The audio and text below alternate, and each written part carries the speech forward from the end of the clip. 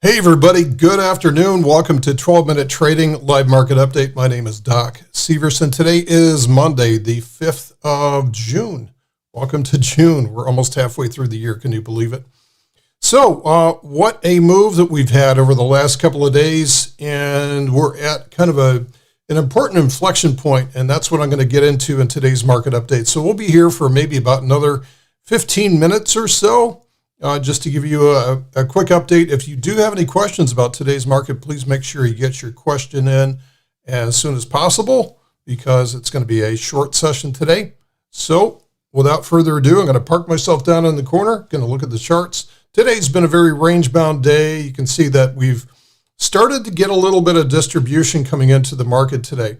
So that is not really surprising, given the fact that we have this relatively rare condition showing up right now where we have exhaustion on several different time frames.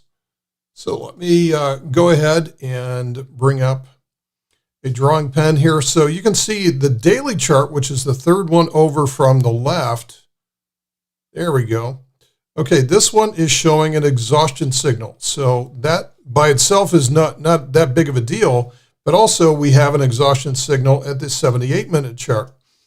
Now, if we look at the NASDAQ, that is where we actually have the most fireworks going on. So we start with the bigger S&P and then we go over to the NASDAQ here. The NASDAQ is absolutely exhausted beyond belief right now. So I rarely ever see this situation happening. So from this consolidation, range contraction, big energy leads to range expansion. Big surprise here. Super technical move from 13,000. We had multiple time frames all charged up. We've been banging on the table that we're expecting a big move. And it's always surprising when it shows up like, wow, we never could have expected that to be that strong. Well, I guess we did. So look at this. Exhaustion on the table. This is a very, very extreme signal that we're getting right now.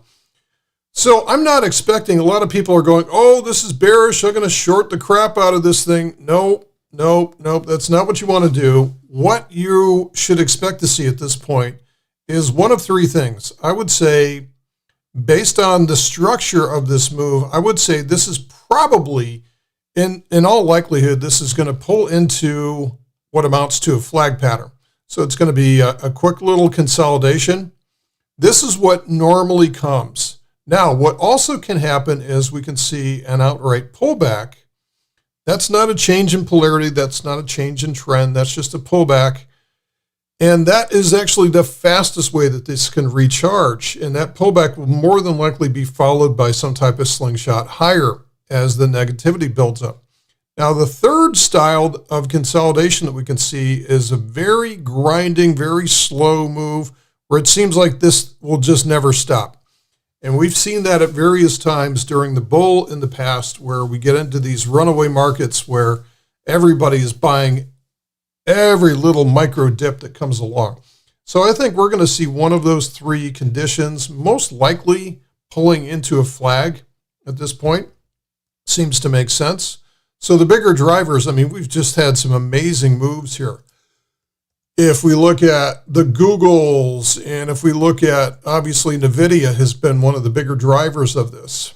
And watch how that gap is handled. Watch how the gap is handled. Also, notice what's happened with the gap in Meta. So the company formerly known as Facebook, look at this, no interest in filling these gaps whatsoever. And also, we have also Apple, and I'm not following what's going on today, but apparently there's not a lot of excitement for their new, what is that thing called? The virtual reality headset that they've got, which is what, $3,000 or something? I don't know. I haven't been following, but Apple's at all-time new highs as of today.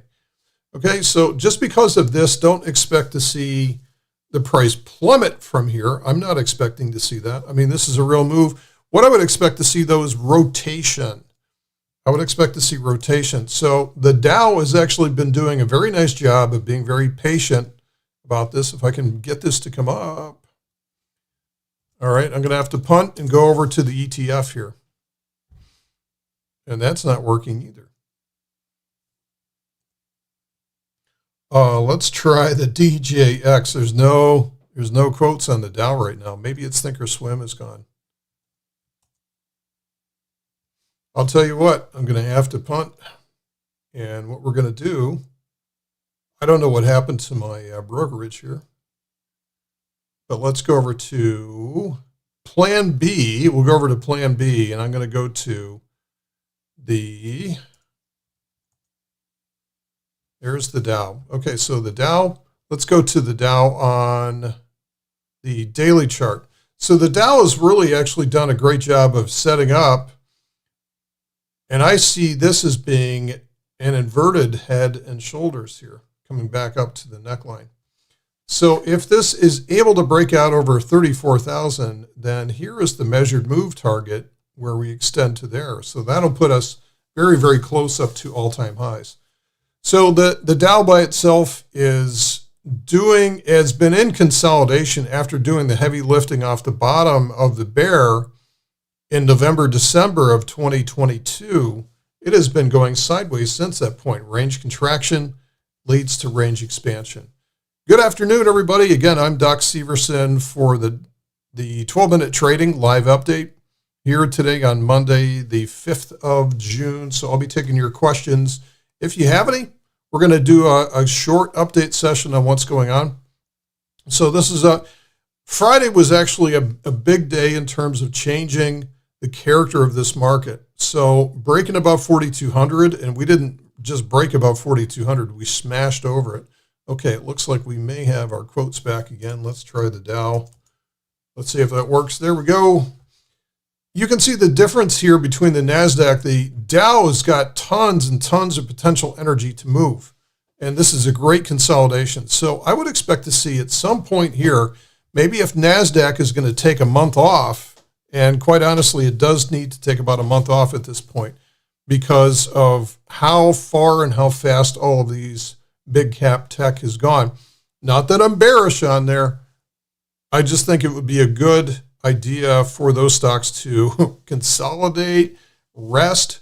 You don't want to sprint up Mount Everest and try to get there without oxygen. You want to stay at the base camps and acclimate yourself to the different altitudes. And I think that's what the NASDAQ needs to do if it wants to focus on the long term, which it would be nice if we were able to put the bear of 2022 behind us, because quite honestly, I think markets are so much easier to trade when they become linear, and they do become linear during bulls, because what we see is typically a lot of patterns start to work out. You get the stair-stepping move, range expansion, range contraction, breaks out. We have not seen sustained breakout behavior. We have not seen the markets able to sustain a breakout like we had from last week for about a year and a half now. Not seen any breakouts, right? So everything has been, it works itself higher, and then the only way it gets higher is to actually drop like a stone, build up the negativity, and then slingshot higher from there by squeezing out the shorts, because there's so many of them. So we'll see if this changes now. That's what I'm looking forward to seeing. That is what I'm looking forward to seeing. Let's see if we have anything. Again, I'm not aware of anything happening in the market today. I know the crypto market is going through all kinds of fun. The VIX today is very, very low. It is coming off the bottom, and something to keep in mind is there is a technical sell signal on the VIX. If you consider going below the lower Bollinger Band, you either euphoria or complete complacency in terms of risk. So keep your eyes on this. This could be a signal to watch for in the near term. So again, I'm not bearish on this. I think this is a good move. This sets us up for intermediate bullish. I think maybe longer term, it's going to be bearish if this sets up as a lower high.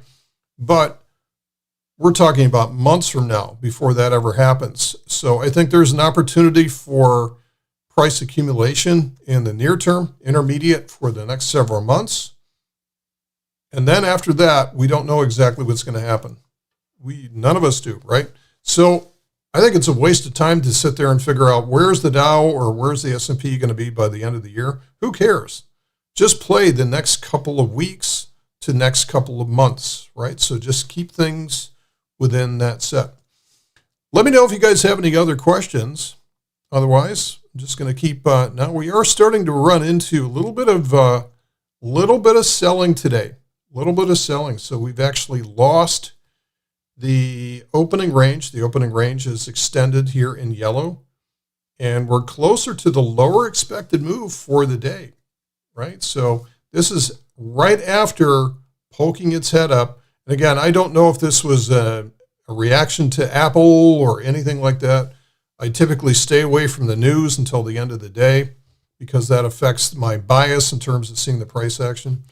We can also look at, let's see what market internals are doing for today. Market internals, this is on the S&P 500, very, very flat, right around zero. So neither advancers nor decliners were having any advantage up until about half an hour ago. And we're starting to see some selling coming in.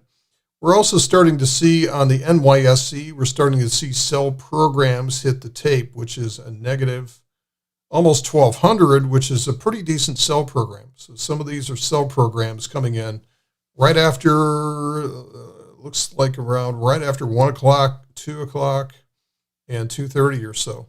So keep your eye on that. It's not the end of the world. I think, again, transitioning over to range bound, I think would be very, very healthy for this market. Okay, so let's take one last look around the horn here and see what's going on.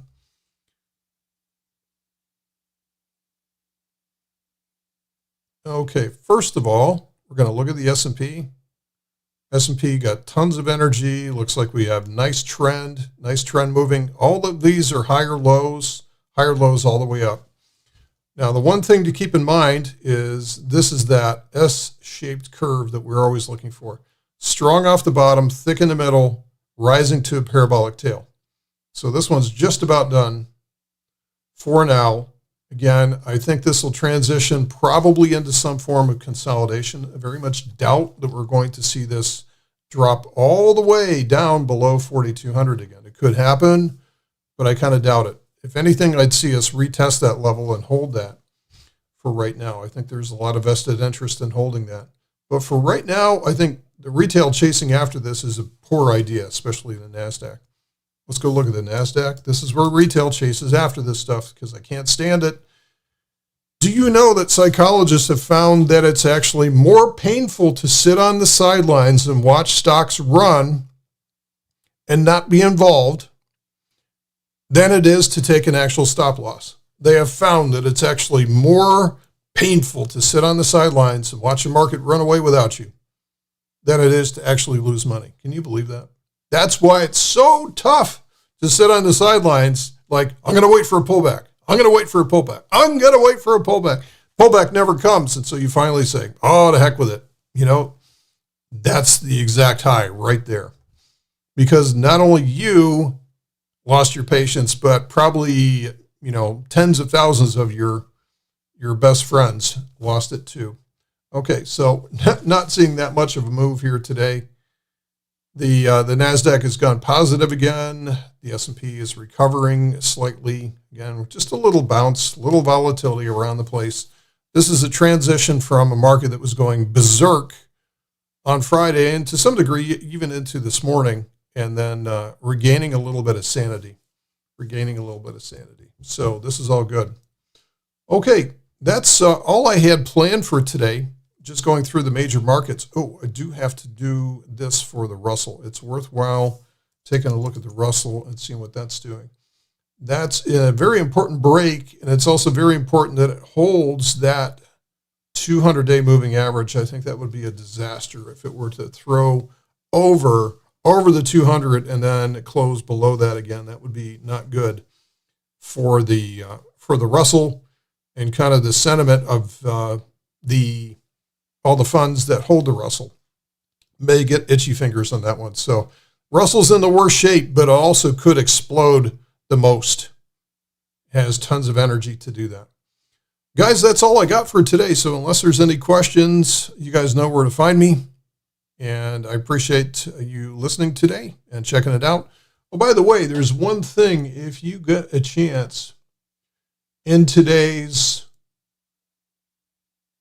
the information for today's video, there's a sign-up link for this thing here, which is the Market Summit, the Summer Market Summit, which I'm presenting on this Wednesday afternoon. So Wednesday afternoon, you can get into it for free. There's presenters starting tomorrow all the way through Thursday. And so I'm going to be right smack dab in the middle of it on Wednesday. You'll get a lot of new ideas. You get people talking about how to trade today's market. And just look for the sign-up link, which is just below this video. Okay, the text on the video. So thanks, everybody. You guys have a great week, and we'll be back. I think Dave will be back next Wednesday or next Monday when we do this again. So you guys have a great Monday. We'll see you soon. Bye now.